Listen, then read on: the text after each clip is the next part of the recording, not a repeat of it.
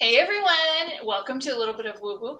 I'm here with my favorite astrologer, shamanic astrologer, Mara Clearspring. We're going to talk about psychic shamanic weather for the week of July 22nd. We are recording this at roughly 10:45 a.m. Pacific on July 22nd. We're going to talk about what the week is going on. But actually, first thing I want to ask you, Mara, is what was going on Friday? Because we had a crazy computer outage that basically shut down half the world. On Friday, somebody decided to roll out a major software release that, in my non-psychic judgment, probably wasn't properly tested to the entire world, including hospital systems and airlines, on a Friday. Tell me anything you can see? Was there something in the stars, like a giant middle finger to the world or something that you could see that Well, we were getting ready for this full moon on Saturday, Sunday. We were entering this full moon weekend where what I called that shamanic weather was power shifts. Okay. So we were getting set up into this almost like a cosmic portal where we were stepping through something. So what this revealed, this tremendous outage revealed, is exactly how freaking vulnerable we are because we become over trusting of this wireless communication. All the reason this was a big problem is the only way to solve it was to physically be there in front of these computers and servers and reset them, sometimes rebooting them multiple times. I don't know all the technical parts about this. Yeah, I actually am married to a programmer, so I got all the technical parts of it. And I'll bet you did. The explanation of what to do was not easy, even for this person who said, I'm not sure I'd feel comfortable doing that on my work computer, even with his master's degree in computer science. So, yeah, it's crazy. We're hugely vulnerable because we trust something and then give up options and agency.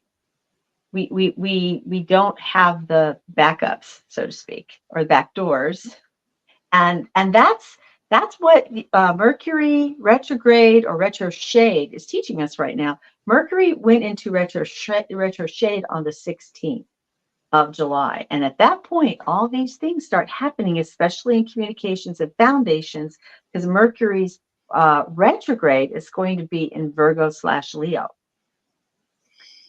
Yeah. Sounds pleasant. Huh? Sounds pleasant. Sounds like fun. Well, it's a great heads up for everybody. It's like, do you have hard copies of all these lovely things you have in the cloud? Perhaps you should. And just keep them, X number of years. Don't ask me. I don't know all the rules on that. So this week will be a lot about looking at what is it that we can do to remember what our foundations are. And I wanted to quickly look at this to talk a little bit about it, because we are now officially in Leo, right? The sun is in Leo. So that's what's on fire, what's our passion. And we might, in getting that energy boost of being in Leo, we might forget that we do need to be working on detecting these foundational aspects of our lives that are going to be looked at during the Mercury retrograde.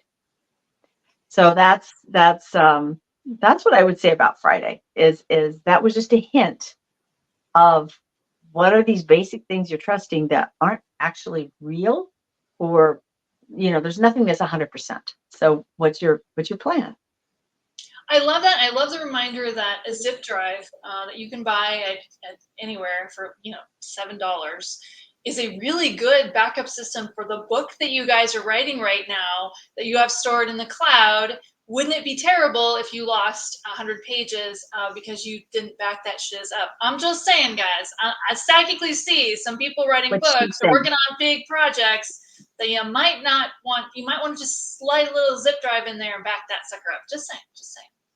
And your photos on your phone, I can't tell you how many people I know who have all their beautiful family and experience photos and special occasions.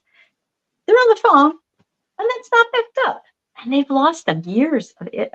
So if you get anything from this show today, back up your shiz. I like how you say that, your shiz, because that's a good way to put it. Absolutely. There's so much good energy this week coming up. So many opportunities to own what you've worked through, to reestablish what you love, to have alive in your life, to connect with people that mean something to you. There's just good stuff, all kinds of good stuff, as both Mercury and Venus are going to be making aspects. Venus is going to be talking to the North Node. Now, on a group level, that means that we're going to be looking again at what is it that we love about what we can look forward to. You know what I mean? I love what is that. it that we want to move back into our sights is something we'd like to bring alive into our lives that we forgot about. Dreams, desires, goals, talents. How might we want to be moving back into that? And then we have Mars is going to sextile Neptune. When that happens, there's activation on your dream machine. There's an ability to tap into your intuition, your psychic abilities, so you can find more to get enchanted with. Take the Venus element and the Mars element and turn it into your own vision machine for yourself that can help you move through this cosmic quagmire that we have all around us. Yeah, those are personal planets, Venus and Mars. So the outer perimeter, all those things that are going around us socially, globally, that's very thick and heavy right now. And so if we can burn our personal passion fires, it can help us clear that fog. I love what you just said, because with clients, I'm seeing a lot of this sort of return, and even somewhat personally, this return of old ideas, old things they were working on, just rejiggering them, polishing them up, redoing the websites a little bit, shifting some of their marketing, shifting their ideas, and coming out and rebranding it, putting it out in a different way. So some of you guys that are listening, and you have, maybe you're not as excited, there's gelled about something you've been working on. Look at how can you do it a little bit differently and bring back some of that passion. And I love that you said that this week is a good time to do that. Some of that energy will sort of fuel that. What else with this week? Is there going to be more about the presidential stuff, or? Well, every day there's going to be stuff about that. Trickling in for the next week.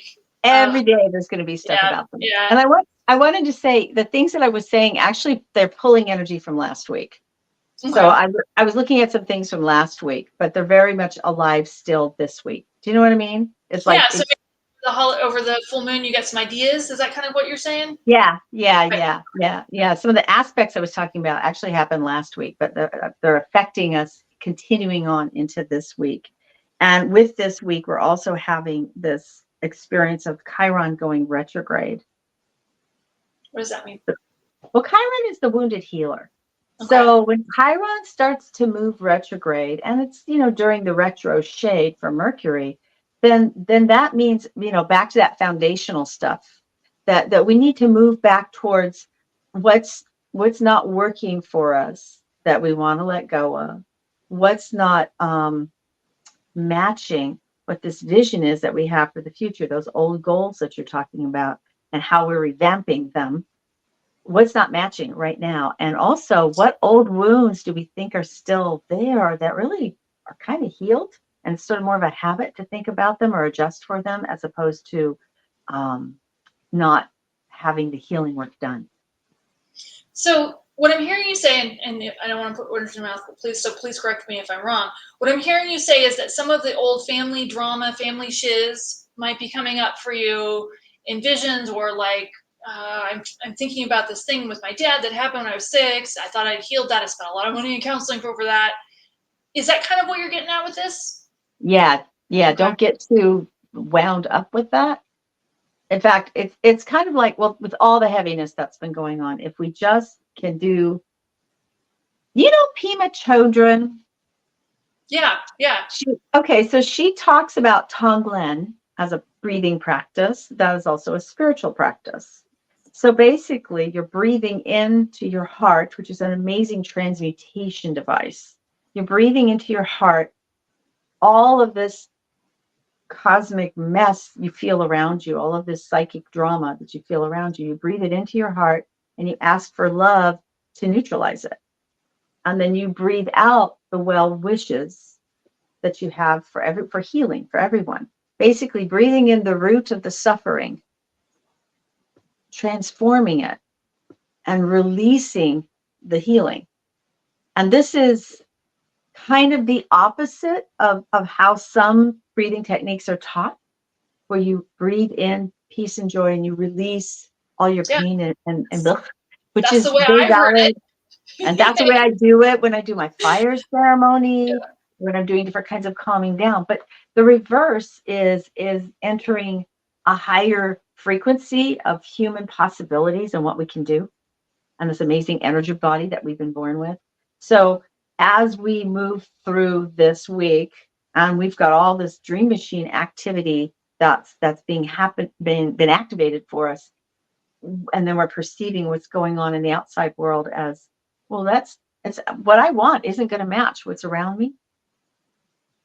Do the Tonglen practice. Okay, these things I'm seeing as obstacles, so I'm going to breathe them in and heal them. I'm going to heal the root of how I'm connected to them, and then I'm going to breathe out that love and healing, so that I am. You can think of it as another way of cutting cords if you want to.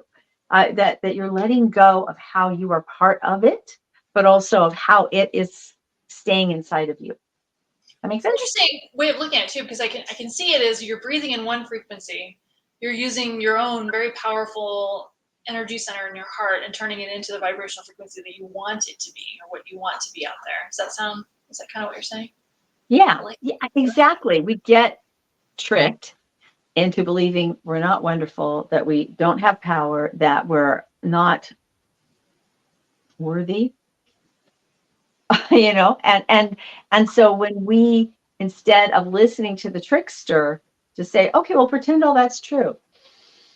What's it like if it's healed? Ooh, wow. I just composted all that in my heart like that, right? Love it, love it, love it. So let's go to, if you don't mind, obviously there's been a lot of little earthquakes in California.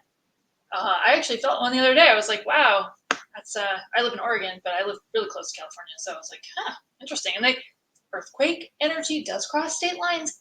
Just saying. Are we going to expect more of that? Or is this, what do you think? Is that still the energy of earthquakes and earth movement and shifting? Yeah. Yeah. Mars conjunct Uranus. Remember when we had that? It's very, very recently. That is earthquake energy. That is earth change energy, powerful earth change energy, because Uranus is in Taurus, and as was Mars at the time. And so this was a huge activation of movement, Mars, Earth, Taurus, so yeah, definitely possible.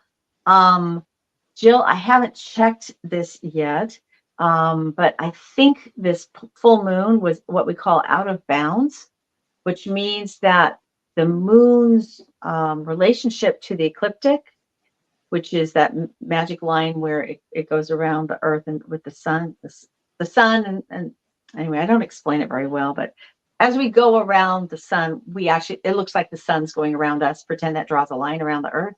And then where the moon is always a little bit tilted to that. When it's exactly with that, we have eclipses. And when it's really tilted, it's called out of bounds. Did I explain that okay? Yeah. Okay, great. So when it's out of bounds, then there's two things. One is it makes whatever it's affecting wilder. Okay, so this whole experience that we had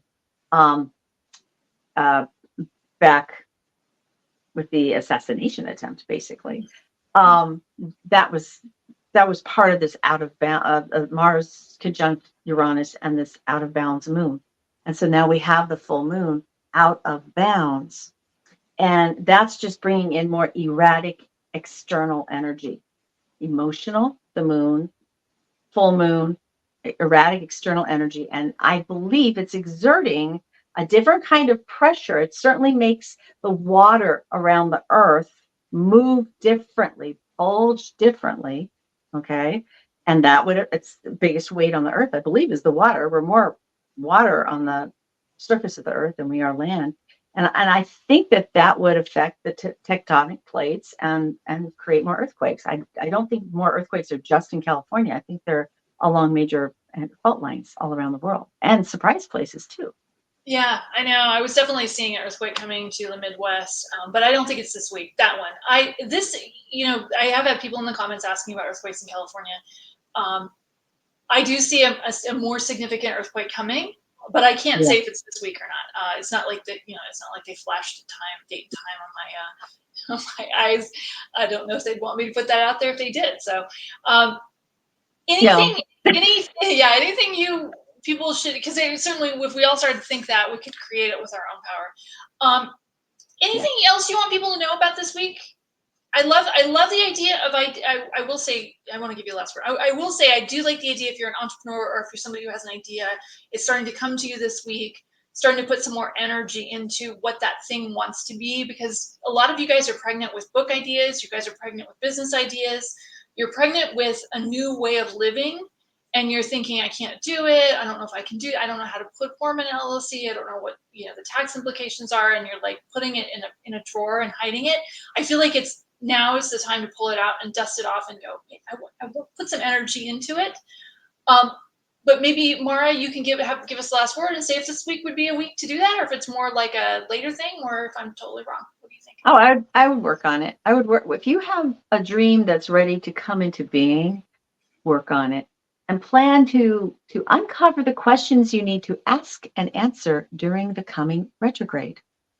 This is how you can use the retrograde very purposefully for yourself. Since there's a combo of Virgo and Leo, Leo is fire and passion, Virgo is earth and it's health and it's being of service. And let's just face that most of the people that probably watch this are folks who are being of service to others, right? Yeah, so I would say that's true. It is a very good time to both crystallize your dreams into something that's viable, that is sustainable, that is something that really answers to your passions and meets a need out here in the world. And I think it's a great time. I'm not saying publish your website, but get everything together. So after we're complete with the Mercury retrograde and possibly the post retro shade, I haven't looked at that yet. Maybe it's time for you to go ahead and launch this new, I'm not even going to say it has to be a new business. Let's just say it's a new expression of you. Yeah, that's a very good way to put it. So on that, Mara, how can they get in touch with you? How can they find you? MaraClearspring.com is my website. And then if you look for Mara Clearspring on Instagram or Facebook, I'm there. And I will put a link in the description if that passed by too quickly. She's available for private readings, private sessions, private shamanic sessions. We both are. And I'll put that information in the description. And thanks so much, you guys. If there's anything you have questions about for later, maybe a future incarnation of this, put them in the comments, and as well as your well wishes. And I love that you like and subscribe to this. It really helps us both out. So thank you for that, and have a great week, guys. Bye-bye. Bye-bye.